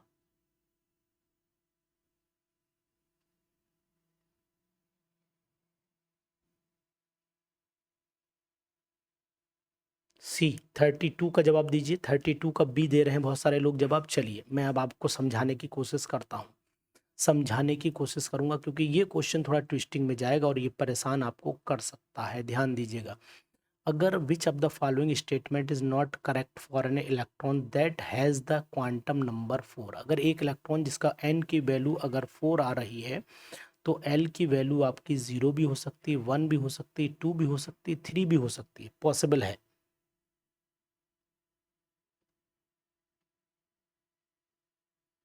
ठीक है ना? तो अब यहाँ पर m की वैल्यू चेक कर लेते हैं। m की वैल्यू इसके लिए 0 हो जाएगी, इसके लिए -1, 0 +1 हो जाएगी, इसके लिए -2 से +2 तक, -3 से +3 तक हो जाएगी, बिल्कुल 100%। तो इसका मतलब हुआ कि इलेक्ट्रॉन में have the quantum number L is equal to 3। अगर L इज इक्वल टू 3 हो जाता है तो क्या पॉसिबिलिटी है इलेक्ट्रॉन में have the quantum number L is equal to 3? संभावना है? नहीं। देखिए अब मैं आपको बताता हूँ, इसका एग्जैक्ट आंसर 32 का डी ही आएगा Anmol. The electron may have quantum number, ठीक है, मे हैव में आ गया तो यहाँ पर मे हैव क्वांटम नंबर, तीनों ऑप्शन दे रखे हैं, वो 0 1 2 3। ठीक, यही ऑप्शन इसका एक्यूरेट आएगा। Yes, very good.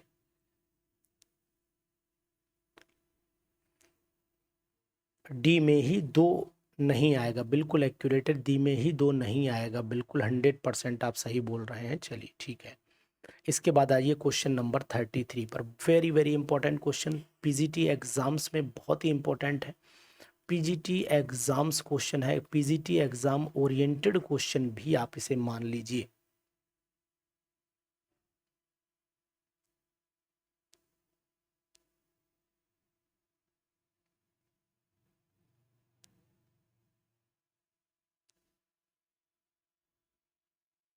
The number of the d electrons in F E di positive. अगर एफ ई डाई पॉजिटिव की मैं बात करता हूँ तो एफ ई डाई पॉजिटिव का मतलब हो गया 3D आपका 6 हो गया और आपका 4s 0 हो गया, है ना, is not equal to that of. तो अब यहाँ पर number of the d electrons not equal to, number of d electron किसके बराबर नहीं हो सकते हैं। बहुत ही इंपॉर्टेंट क्वेश्चन है, बहुत ही इंपॉर्टेंट क्वेश्चन है। 33 वाले का जवाब आपसे मैं चाहूँगा, 33 वाले का जवाब चाहूँगा, है ना, 33 वाले का। The number of the D electron, D में 6 इलेक्ट्रॉन है ना, डी में 6 इलेक्ट्रॉन है, वो किसके बराबर नहीं है। P electrons of chlorine negative. भाई पी इलेक्ट्रॉन अगर देखता हूँ तो क्लोरीन नेगेटिव में पी कितने आएंगे, 1s2 2s2 2p6, 3s2 3p आपका 6। तो यहाँ पर पी इलेक्ट्रॉन हो गए 6 और 6 12, यानी पी इलेक्ट्रॉन यहाँ पर 12 आ गए। जबकि डी इलेक्ट्रॉन एफ में बराबर कर ही देगा। एस इलेक्ट्रॉन मैग्नीशियम में निकाल दीजिए, मैग्नीशियम में निकाल दीजिए, मैग्नीशियम में डी एस इलेक्ट्रॉन, तो 1s2 2s2 2p 2p आपका कितना हो गया 6 और 3s2 हो गया, 2 2 4 2 6, है ना। इसके इसमें बराबर हो जा रहे हैं, देखो इसमें बराबर हो जा रहे हैं, यहाँ पर भी बराबर हो जा रहे हैं, पी इलेक्ट्रॉन नियॉन में यहाँ पर भी बराबर। तो यही डी ऑप्शन होगा ना। सभी लोग बताइए, डी ऑप्शन ही होगा, 100% डी ऑप्शन होगा। वेरी गुड, पी यही आंसर है। आंसर देते रहिए। पीजीटी एग्जामिनेशन इजी है, लेकिन इजी इसलिए नहीं है जीवन में कि you are the person, you are those persons which are related to the family, जो फैमिली से रिलेटेड पर्सन है वो हैं आप केवल पीजीटी के लिए बलिदान नहीं कर रहे हैं, आप अपने परिवार के लिए भी बलिदान करते हैं। इसलिए इस बात का ध्यान दीजिए कि पीजीटी इजी इसलिए नहीं, पीजीटी वैसे तो बहुत इजी है, कोई भी निकाल देगा, लेकिन पीजीटी इस बात के लिए इजी टफ बन जाता है क्योंकि आपको अपने सब चीज़ें देखनी है। आप उस एज फैक्टर को बिलोंग करते हैं जिस एज फैक्टर में मम्मी पापा आपसे उम्मीद करते हैं कि आप कुछ अब कमाना शुरू कर दीजिए, आप कोई जॉब शुरू कर दीजिए, आप कोई कॉन्वेंट पकड़ लीजिए, आप कोई पब्लिक स्कूल पकड़ लीजिए। ये सलाह घर में परिवार रिश्तेदार सबसे ज़्यादा देंगे कि बेटा आपने एमएससी कर लिया है, पीएचडी कर चुके हो, नेट क्वालिफाई हो, कोई डिग्री कॉलेज पकड़ लो, अपनी तैयारी करते रहोगे। ये कॉमन शब्द आपको रोज़ सुनने को मिलेंगे। पत्नी भी, जब कोई आएगा गवर्नमेंट वाला आदमी बैठा हुआ, बोले बताइए थोड़ा जो है मेहनत कर लो भाई, हो जाएगा, एक उम्र के बाद तो मेहनत नहीं। ये सब चीज़ें आपकी लाइफ में डेली आती रहेंगी और इनसे लड़ना पड़ेगा आपको। Which electronic level would allow the hydrogen atom to absorb the photon but not emit the photon. हाँ, कितना बढ़िया क्वेश्चन है, मज़ा आ गया, जबरदस्त क्वेश्चन है, जबरदस्त क्वेश्चन है।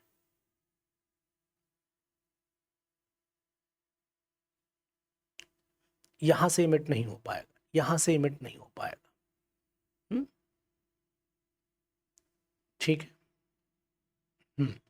The sum of the number of the neutrons proton in isotope of hydrogen बराबर किस में होते हैं? The sum of the number of neutrons and proton isotope of hydrogen बराबर किस में होंगे? 35 बताइए, 35। 3 आइसोटोप हैं हाइड्रोजन के, 1H1, 1H2, 1H3, 3 आइसोटोप हैं।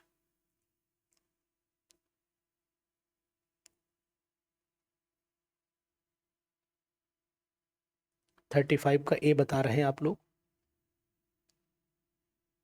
The sum of number of neutrons and protons in the isotope of hydrogen.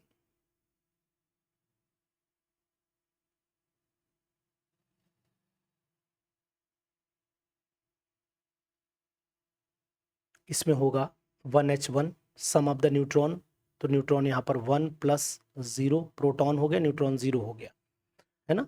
या ऐसा करो, न्यूट्रॉन पहले 0 कर लो। डी ऑप्शन दे रहे हैं सब लोग, मैक्सिमम डी ऑप्शन दे रहे हैं, तो डी ही होगा, डी ऑप्शन ही होगा, बिल्कुल सही है। चलिए मैं वैसे आपको बता भी दूं, यहाँ पर न्यूट्रॉन 0 हो गया +1, तो ये टोटल आ गया आपका 1।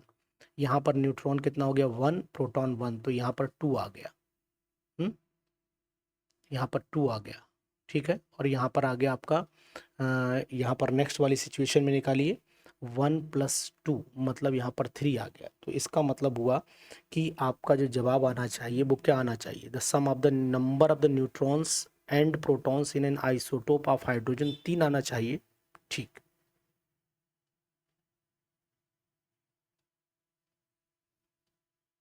ठीक है।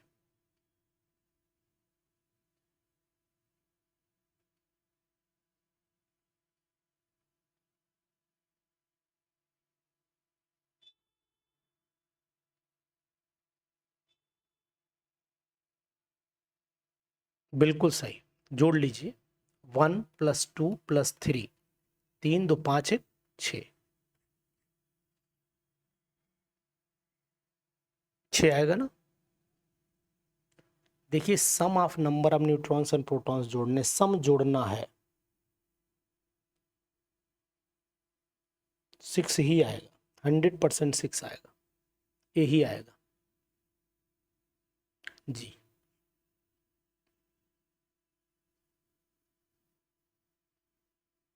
चलिए, set of the quantum number not applicable for an electron, किसके लिए एप्लीकेबल नहीं है? किसी भी इलेक्ट्रॉन के लिए बताइए फटाफट, 37 वाला बताइए।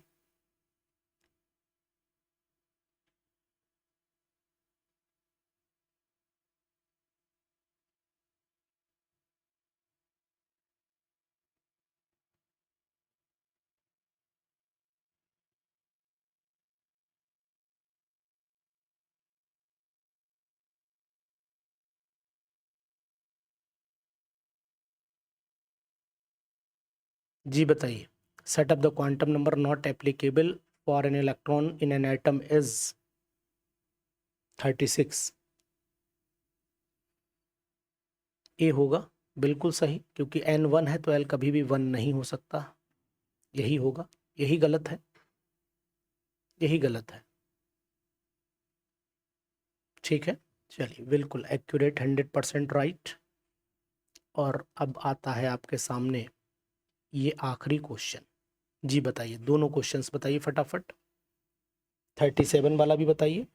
37 वाला कैलकुलेशन जाएगी, R N is equal to, आपको बताया था एन स्क्वायर अपॉन जेड कर दीजिए और इनटू कर दीजिए 0 पॉइंट कितना लेते हैं 529।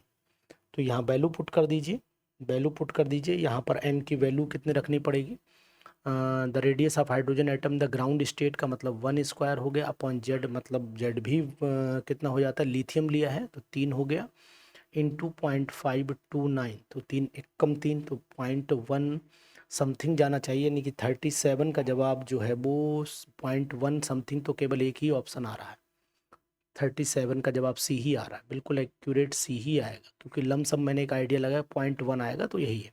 3p orbital has, important question है, लास्ट क्वेश्चन, जी बताइएगा। 3p ऑर्बिटल, 38 वाला जवाब दीजिए, 38 का सी। 1 स्फेरिकल और 1 नॉन स्फेरिकल नोड हो जाएंगे। ठीक है, क्लास कैसी लगी ज़रूर बताइए हमें, और ज़्यादा से ज़्यादा लोग ज्वाइन करेंगे तो हमें भी अच्छा लगेगा, और अदरवाइज़ अगर आप इंटरेस्ट नहीं लेते हैं तो फिर हम भी विदड्रॉ करेंगे। तो इसलिए मैंने ये लाइव सेशन इसलिए रखा है कि ज़्यादा से ज़्यादा लोग जो लाइव सेशन नहीं ले पा रहे हैं वो लोग जुड़ जाएं, मतलब जो कोर्सेज नहीं ले पा रहे हैं वो लोग जुड़ जाएं, और उन लोगों के जुड़ने से सबसे बड़ा बेनिफिट ये होगा कि आपको वो प्रॉपर चीज़ें मिल जाएंगी जो आप ढूंढ रहे हैं। तो अब आपका ढूंढने का जो क्रम है वो ख़त्म होना चाहिए। तो ज़रूर हमें सलाह दीजिएगा, इस पर जाकर के वीडियो पर कमेंट करिएगा, और कमेंट की उम्मीद मैं बेस्ट करूंगा कि आप ज़्यादा से ज़्यादा बेस्ट कमेंट करें, जिससे कि हमारी वीडियो प्रमोट हो, और वीडियो प्रमोशन के बाद में आपको मैं और एक्टिवनेस के साथ में क्लास दे सकूं। तो every Sunday we will meet at 11 AM with PGT as well as TGT aspirant. If you want to join the class, then you can stay along with me at 11 AM. Thank you.